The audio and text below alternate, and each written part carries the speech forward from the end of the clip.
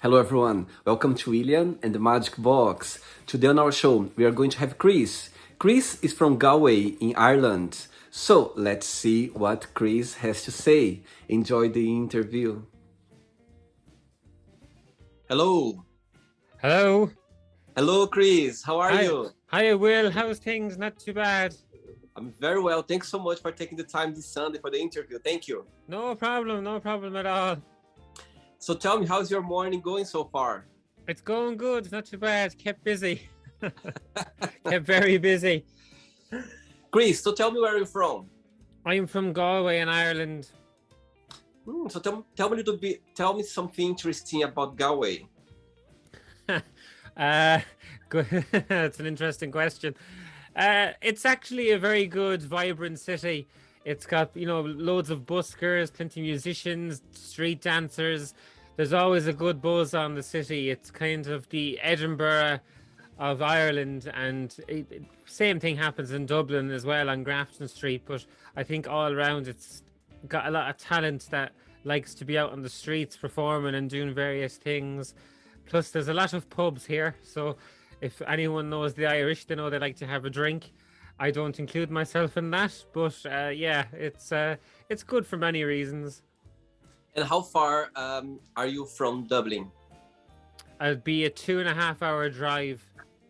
Okay, it's far. It's not that far. No, not really, no. So tell me, Chris, what do you do for a living? I'm a broadcaster in radio and hopefully in TV very soon. Amazing. So tell me a little bit about your career, how everything started.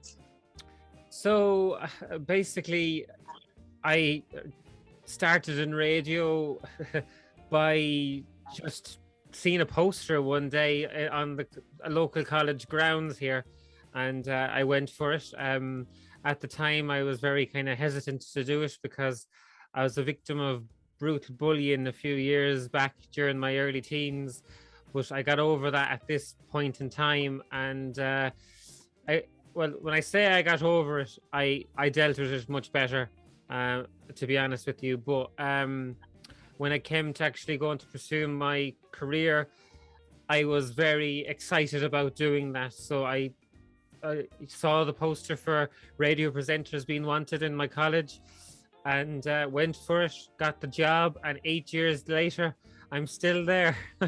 Amazing. Wow. And what do you like the most about your job? Oh, there's loads of reasons why I love broadcasting, especially radio broadcasting, because you get to play great music. You get to always hear some great new tunes that are out. My show focuses on promoting new and rising talent within Ireland. So it'd be new singer-songwriters that are unsigned to a record label. Wow. And so we try and filter them onto the show as much as possible because they have every right to be on the radio getting airplay as, say, someone big as One Direction or, the Beatles or any of them. So everyone deserves their spot. It's just trying to get them on air and fit them in the show script. But to be honest with you, meeting people as well, I do a lot of interviews with these people, and I've interviewed actors, comedians, authors, and so on. And they all have a great story to tell. So it's very interesting to hear what people have to say and their journey that they're on. Amazing. Okay, Chris, so before we start our journey, William the Magic Box, I would like you to tell me something interesting about yourself. To be honest with you, I don't know. This is a question an Irish person doesn't like to answer because we have to plug ourselves. And it's an Irish cultural thing where we don't really like to give ourselves hype. I don't know why. It's just born in our DNA, I think. I don't know. I just believe I like to be able to talk. I can talk too much, so I'll just go with that. And that's why I'm in radio. Amazing. You are in the right place for sure. Yeah. Chris, are you ready to go on a beautiful journey through your memories in life and to share your point of views? Sure, let's try it. Amazing. Welcome to William and the Magic Box. So this is my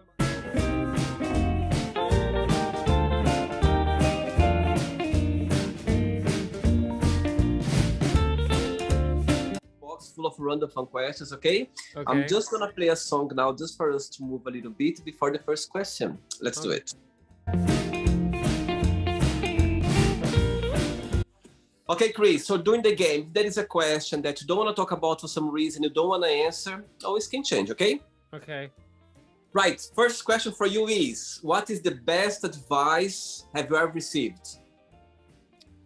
Always stay persistent and always have, for work specifically, always, be involved in a production, so always be, whatever you're passionate about, always follow that passion.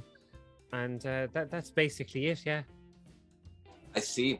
And through your career, in the beginning, did you find a lot of challenges?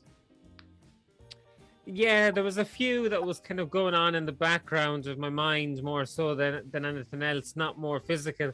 And it was more like dealing with things myself. As I mentioned, with being bullied at school, it kind of knocks your confidence back. So confidence was kind of a big thing to get back, and to be always kind of like, not too hard on myself. Now, to this day, I'd still be a little bit hard on myself because I'm always eager to do always better in life, no matter what I do. And that, I just like to always keep a challenge for myself in that as well. I see. And through that challenge moment, period in your life as a child when you were being bullied, yeah? When you look back, what is the biggest positive, let's say, message or situation that you took out of that challenge journey? The bit of positivity I got from that was basically, don't let anyone define who you are. And they bullies back you in a corner for 5 seconds of fame in all to be popular and take the limelight off somebody else and put it onto them, and they're just being show off. So in that regard, I've always had this philosophy where I don't let anyone kind of get in my way, but it's easier said than done when you're a young teen and you're just starting off in life, and getting used to different subjects when you're in school and whatever. But just, don't let anyone define who you are or who you want to be. Just, do your own thing and don't take crap from anybody. Amazing. Very good. Next question. Let's do it. Okay, Chris from Ireland. Next question is, what has been the happiest point of your life? I have many happy points in my life, come to think of it now, and a lot of them is with friends and family, just enjoying the likes of, say, Christmas, for instance, or birthday parties, and just living in the moment with friends and family is the best thing I could possibly say. I see. And you always have this way of being happy, being approachable? Oh, yeah. Well, to be honest with you, I always set my friends up for different stuff. So I like to be fun, outrageous, and just kind of do stuff on a whim. And just, I like to go big and always like, there's no point doing things by half measures. So whether it be throwing a party to just doing a community project or whatever the case, it can be anything really. But I do like to have a good spin that's both positive and happy and just, again, outrageous in whatever it is. See, all right. Next one. Let's do it. Chris, before the next question, tell me a little bit about your book. I believe you have a book as well published regarding mental health. Yeah, so I'm actually involved in this book. It's not my main book per se, but it's called Mental Health for Millennials, where a multitude of contributors basically write their personal stories or they do a bit of research on certain topics. So the book series covers depression, anxiety, suicide, sex, struggles through the COVID era, death, grief, loads of different angles on mental health, and of course bullying. And I'm just their voice in the book series about bullying and the after effects of bullying. So I talk about my story, what happened to me at school, from the verbal bullying to the physical bullying, and then onwards to coping mechanisms after bullying. So the likes of how my hobbies would have saved me. I'm gonna ask a tough question right now. If you could, knowing the person you are right now, knowing the, you know, the present, the person you are right now, if you have the power of erase that period of your life of bullying that gave a big impact in your life, would you do it or you'd keep it?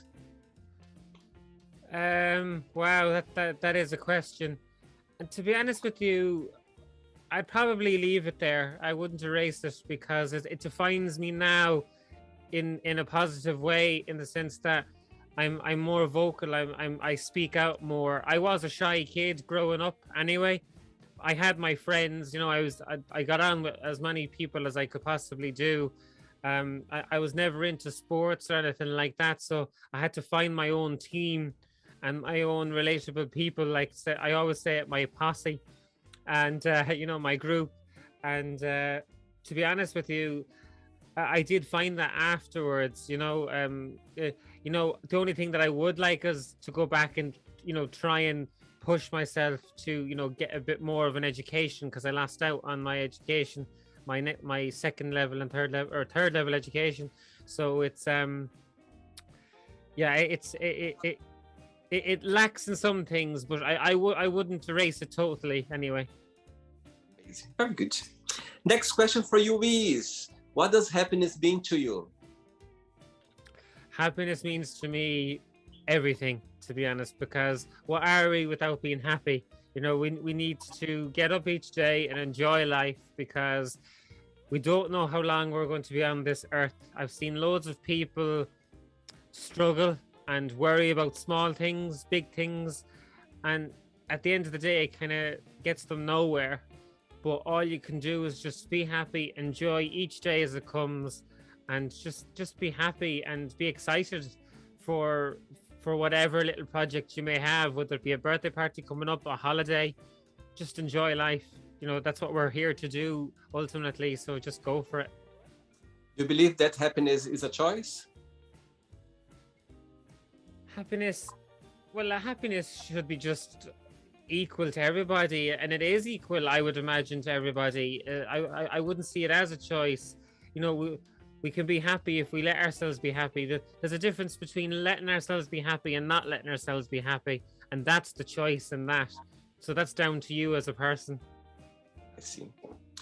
Next one, Chris, let's do it.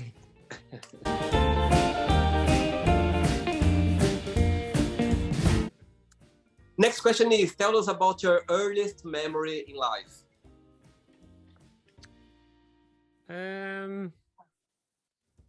Geez, I don't know where to start. There's kind of a few.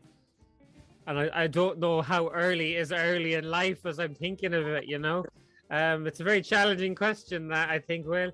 I don't know, just meeting my friends in school and, neighborhood friends, that would be good. And I suppose I have to say this, otherwise I'll be shot, but hanging out with my brother, my brother's a bit older than me, so always doing stuff with my brother, and again, with my family, I see. All right. Next question. Let's do it. Chris, before the next question, as I can see how much you love your job as a broadcaster, but there's always a challenging part as well. What that would be? The challenging part was what I was worried about in the very beginning. And because I was bullied, again, it kind of comes back to this, where I was going to be opening myself up to be in the public eye. And every radio and TV presenter always has someone that hates them. And it's just life. And it took me a little bit of time to understand and kind of realize that this was going to happen, and that I was going to open myself up to more ridicule, more comments online, or, he didn't do a good job talking about this subject, or he looks a certain way. But because of, my past, I think I've been able to develop a good, strong, stiff neck, being that, I just let all these comments wash off and not let them bother me. So it kind of just goes in one ear and out the other, and then that's it. So I that was the biggest worry, because I thought, well, would it set me back if I started seeing negativity? And you do get it, I'm not going to lie. I'm fortunate enough so far, fingers crossed it says that way, that I haven't had any nasty remarks or harassment issues, but you just never know when it's going to happen, and you just learn to either delete, block, or ignore.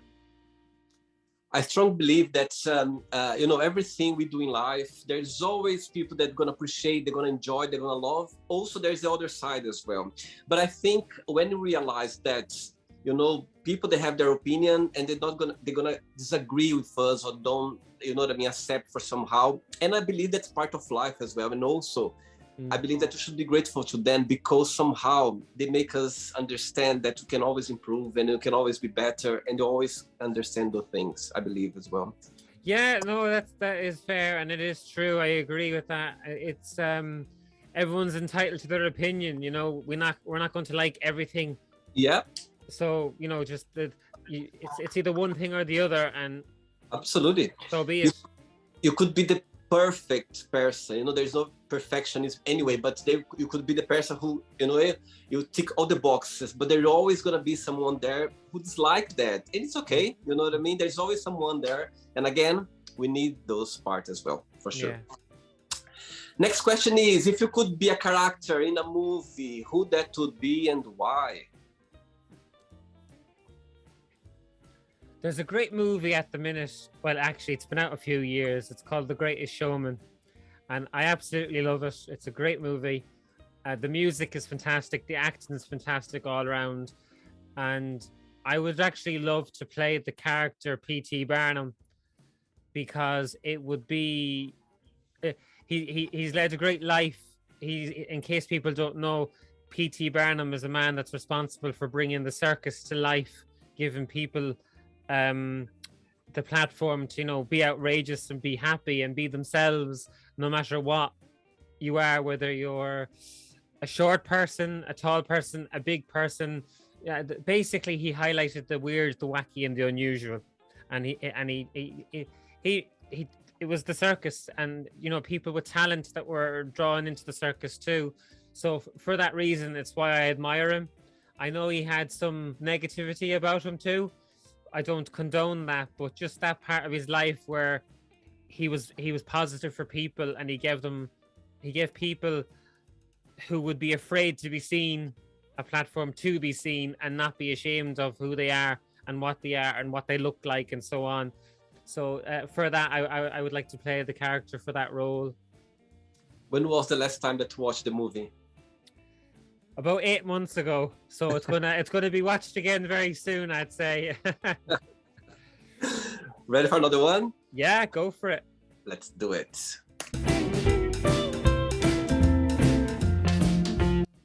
Chris from Ireland. Next question is, what does family mean to you? Everything, just straight up everything. I think your family are always there for you. Your parents, they bring you up. They go through all the hassle to make sure you're fed, watered, and clothed, and just want the best for you. And yeah, that's that. Friends too, because I think realistically, your parents bring you so far, but your friends also define who you are, because you're with them in later in life, and you always spend time with them. So if you have a good group of friends, so it's important first of all, and friends and family, I just have to say that, reiterate that. Your best friends, they live in Galway as well? Yeah. I have many friends across UK and Ireland. So it'd be fair to single out anyone in particular, but I do have a great close network and further afield group of friends. Yeah. All right. Next one. Let's do it. But before the next question, in your opinion, what's the best part of living in Ireland? What's, in your opinion, the country offers that you cannot find anywhere else in the world? Something special about Ireland? It's more so we have great scenery, we have great talent. Like I said at the beginning, we have great talent here, from music to actors, even scenery. There's fantastic scenery here to be. And the people are great too. I have to say, because you could be in America, you could be in Australia or Brazil, anywhere across the world. If you meet an Irish person, you're immediately brought back to being in your hometown, and you go, the conversation will be the same. It'll be as natural as talking to anybody else, really.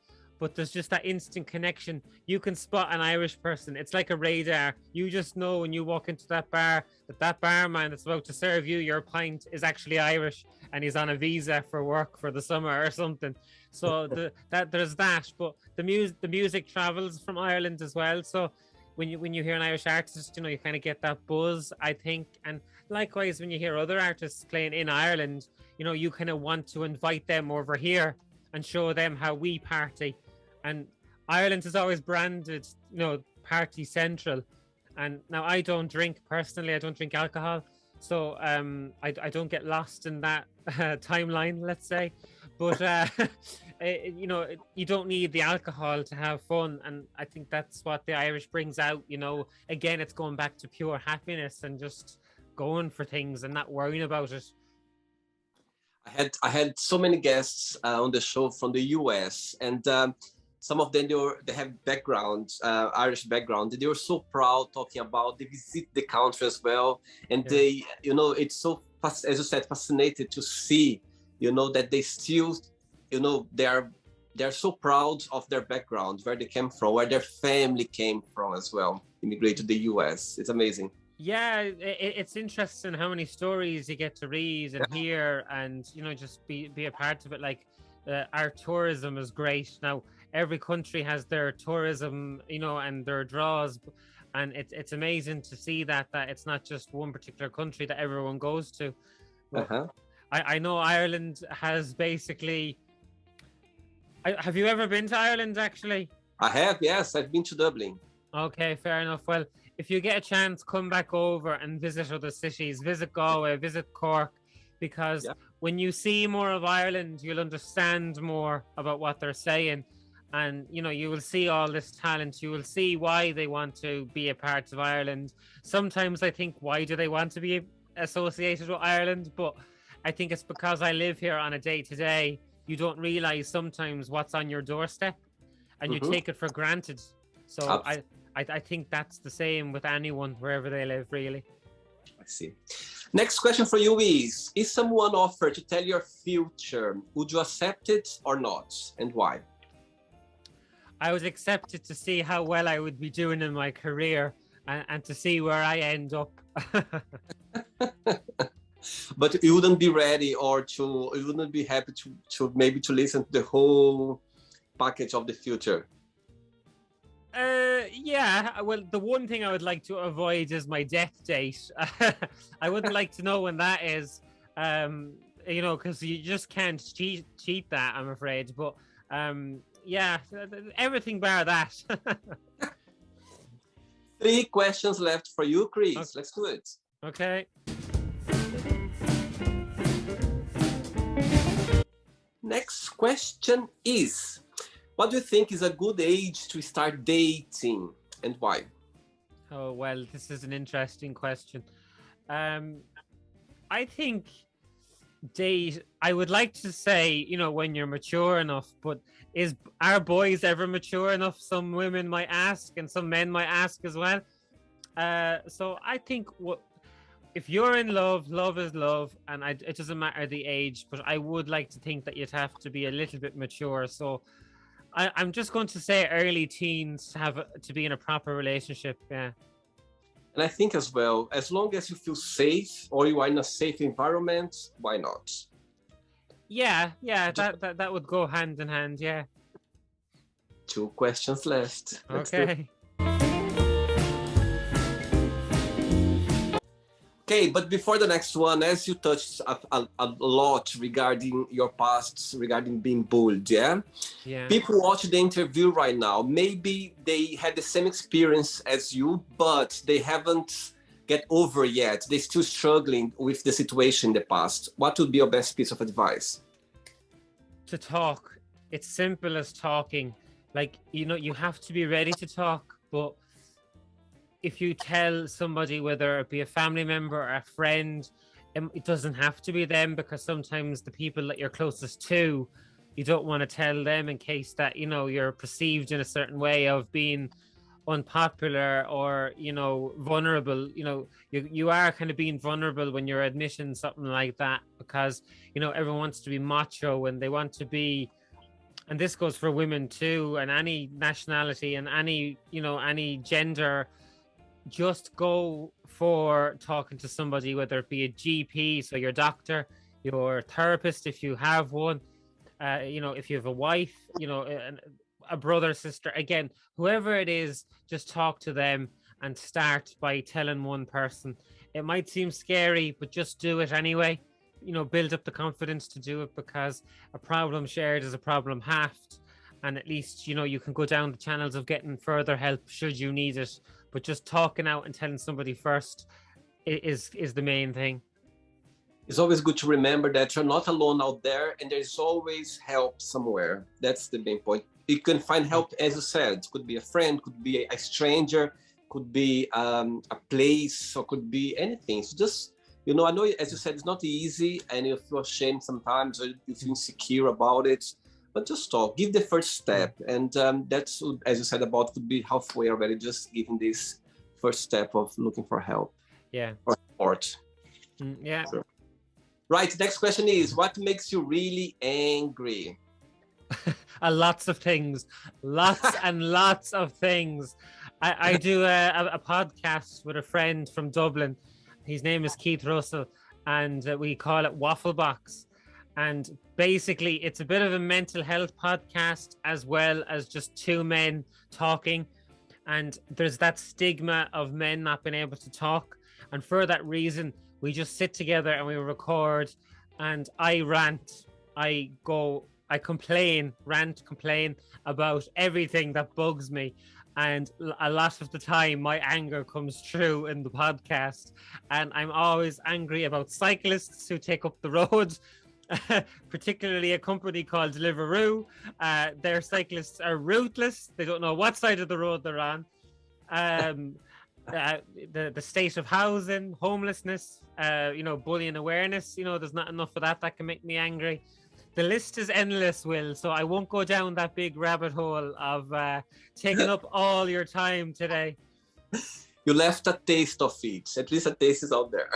Yeah, trust me. Put it this way, I get a lot off my chest regularly, which is a good, healthy medium.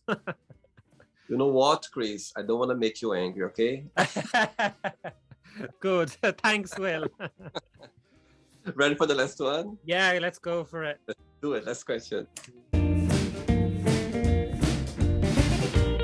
Right, but before the last question, people watch the interview right now. Would you like to start a career as a podcaster, or, what would be your best piece of advice? The best bit of advice, as I could say, is look, whatever your hobby is, whether you love talking about music specifically, if you like, news and current affairs, make a podcast. Just start off a podcast. It's actually pretty easy to do. Just get a microphone and put together a couple of episodes, and then edit down your best bits of what you like to talk about and what you're passionate about within that, and edit it down to maybe between 6 and 8 minutes, and send that into a radio station if you want to pursue radio. If you want to be a podcaster, just continue to do your podcast as whatever you're passionate about talking about, and it can take off from there. It's a big game. But, if you have an interest, follow your passion and just go for it, because you never know. Last question for you is, what is the biggest prize you ever won? Biggest prize I've ever won? Basically, it was a T-shirt on a radio station. It wasn't the best of prizes, but it was basically a radio station goodie bag a few years back. That was really it. Yeah, I haven't won much. I don't really enter much competitions, believe it or not. I just don't know why I don't, but I might enter competitions going forward now. The fact that I know that I've only ever won really a T-shirt, it's kind of a bit of a disgrace. Do you still have it? I do, yeah. I wear the T-shirt regularly, yeah. Oh, sweet. It's not the end yet. Let's play now the word association game, okay? I'm going to give away some words, and you just tell one word that comes to your mind. Quick thinking. Okay. So, I hope you are enjoying the interview. Before we do the word association game, don't forget to give a like, don't forget to share this video, and also don't forget to subscribe to our channel. Just click on the button right there. Thank you so much and enjoy the word association game. Family. Pain. Money. Happiness. One word for love. One word for love. Ooh. This isn't going to be a quick one, Will. Again, happiness and content. Okay, I have to give... Say again? Life. Fulfillment. Okay. One word for sex. Plenty. Please. Politics. Crap. Religion. Non-believer. Fear. Challenge. Friendship. Also painful. Desire. Fun. Regrets. Sad. Success. Happiness. Wish. Hopeful. One word for happiness. Enjoyment. One word for Galway. Great. One word for Ireland. Green. True. And the last one, broadcaster. One word. Spectacular. Amazing. I really had to think about that because I was trying to get so much. What could I? One big word for broadcasting because you just can't really do it in one word. But spectacular, I'll have to do. I could see so many words come into your head now, like. Yeah, this feels like mastermind, real intense. I'm sweating here, Will. Right, let's pretend now I'm going to meet your best friend for a coffee and I'm going to ask your best friend. Tell me the most beautiful thing about Chris and tell me something that he still needs to work on, to improve on. What your best friend would say? Buying better gifts and always a worry what he's going to come out with. Interesting. Right, let's play now Chris and the Magic Box and you can ask me a question. But before that, let's play the music one more time. Let's do it. Okay. Okay, Chris, you can ask me a question now. Okay, so I've not had a lot of time to think about this. I'm sorry, but I might have two questions in this. Sure. Wherever you are now, which I believe is London, where would you like to be as a dream, and what would you take from that dream? What, if you could have anything there, what would it be? You mean London? Well, it's your dream, so like, I know you're in London now, but yeah. Is there anywhere else that's spectacular in your mind that you want to be and that you could do everything there, whatever it may be? I see. Okay, I love the question. Right, I love London. I've been in London for so many years, like 17 years now, and I found my place here. I think London is a place that was on my plans. It's so interesting how life takes in a direction that you're not expecting and you find your happiness, you find your home there. But saying that, also, I have my godson, 3 years old godson who lives in Canada. He lives in Montreal. And I have a fascination about New York as well. And also, I'm originally from Brazil. So, as I have a dream and I can run the Magic Box in different countries, I would still stay in London, spend some time in Canada with my godson, be adventurous in New York to get the vibe there, and also be able to go back to Brazil. So in a 1 year time, I would manage myself to share my year between those countries, and I think I'll be happy with that for sure. Okay, great, yeah. And the other question? Oh, it's just. That was kind of a double-barrel question, but I do have another question now that you said that. So in Brazil, your cultural, what would you like to teach, say, your godson or anyone in London? Is there any big tradition you would like to bring over? Like we have Christmas, it's kind of year-round. is there anything specifically you'd like to showcase from Brazil more?